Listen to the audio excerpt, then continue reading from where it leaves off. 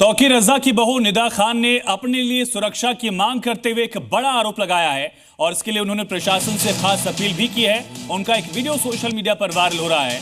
तौकीर रजा की बहू निदा खान ने दावा किया कि अगर उनके साथ कुछ भी गलत होता है तो उसकी जिम्मेदारी तौकीर और उनके खानदान की होगी।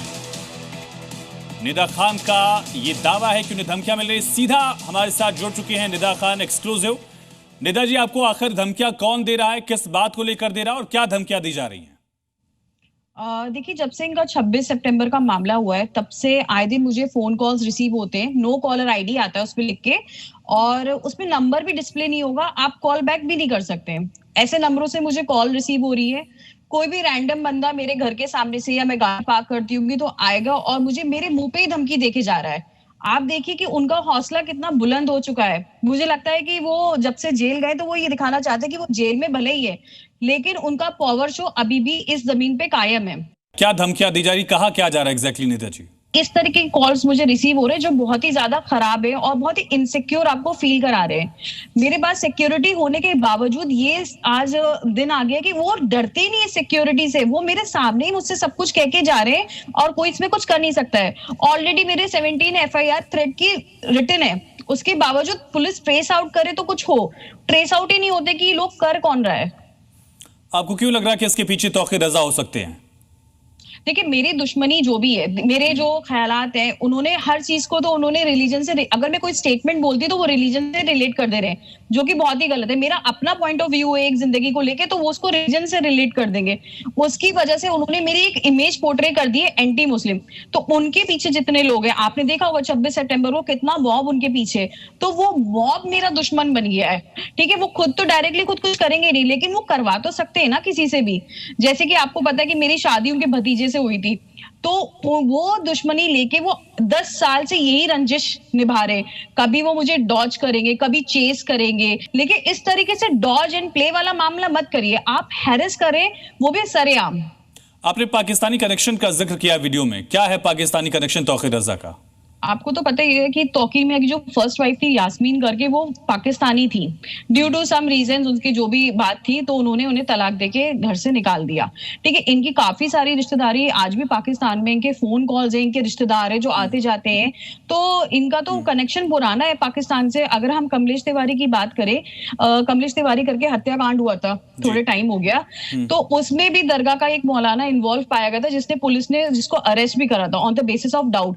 बाद में उसे रिलीव कर दिया। लेकिन हर जो बड़ी घटना होती है देश विदेश, मतलब अपने देश में, तो वो कहीं ना कहीं इस दरगाह का सेंट्रलाइज पार्ट जरूर निकलता है कोई ना कोई। क्या अगर पाकिस्तान से कोई कनेक्शन है तौकीर रजा का? आपने कभी देखा हो, जाना हो, सुना हो?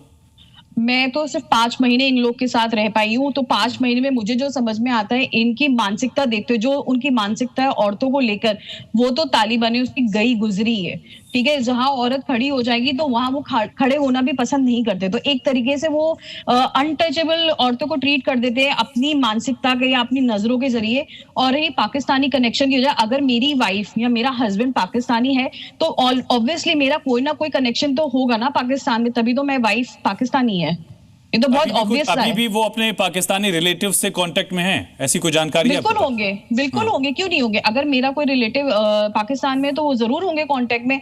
और देखिए, मैं हूँ, मेरे शिरान है, काफी टाइम हो गया हम अलग हुए, हमारा डिस्प्यूट चल रहा है, लेकिन कहीं ना कहीं एक कांटेक्ट तो है ना बना, भले वो लीगली कोर्ट से बना हो, लेकिन है तो बना हुआ। तो आपको लगता है कि ऐसा आदमी जो इतनी बड़ी बड़ी गतिविधियां कर रहा है, कभी किसी ने सोचा इसकी फंडिंग कौन कर रहा है? इतना सारा मॉब वो बुला रहा है, वो फंडिंग कहाँ से हो रही है? वो इतनी अच्छी जिंदगी कैसे जी रहा है? जिसका बेटा खुद बाहर विदेश में पढ़ रहा है, उसको फंडिंग मैं कौन इस कर रहा सवाल है? पर आने वाला था। तौकीर रजा की फैमिली के बच्चे कहां पढ़ते हैं? क्योंकि हमने देखा बरेली में एक बहुत बड़ा आरोप यह है कि छोटे छोटे बच्चों को आगे कर दिया गया दंगे में, ताकि बड़े उनके पीछे छिप सके। एक बड़ा आरोप लगा था। तौकीर की फैमिली के बच्चे कहां पढ़ रहे हैं? देखिए, इन्होंने ब्रेन वॉश करा यहाँ के बच्चों का। ठीक है, उन्हें बहला फुसला के वहां मॉब बना के जमा करा, और अगर वो वाकई साबित करना चाहते थे कुछ भी, तो मुझे लगता है कि वो एक पेपर लेते और एक जो कायदा है उसे जाके कंप्लेंट दे देते, SSP DIG जो भी यहाँ पे अधिकारी थे अवेलेबल।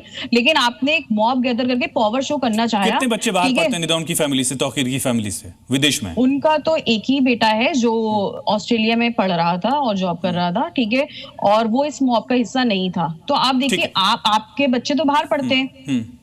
ईडी लेकिन बाकी के की बच्चे जांच की मांग आपने क्यों की? आपने घर में कुछ ऐसा देखा, बहुत ज्यादा पैसा हो, गलत तरीके से आ रहा हो, कुछ ऐसा? मैंने ईडी की मांग इसलिए करी है क्योंकि मैं जानना चाहती हूँ कि जो इनका फाइनेंस है, जो इनका लाइफस्टाइल, वो कैसे कैरी फॉरवर्ड हो रहा है। ठीक है, अगर मैं कोई लाइफ जी रही हूँ तो मेरे पास एक ये है और मैं इससे पैसा ले रही हूँ और मैं इसका इनकम टैक्स भी दे रही हूँ। बहुत शुक्रिया निदा खान, बातचीत करने के लिए जी न्यूज के साथ। सुरक्षा की मांग करते हुए कई गंभीर आरोप निदा खान की तरफ से लगाए गए हैं तौकीर रजा और उनके पूरे परिवार पर।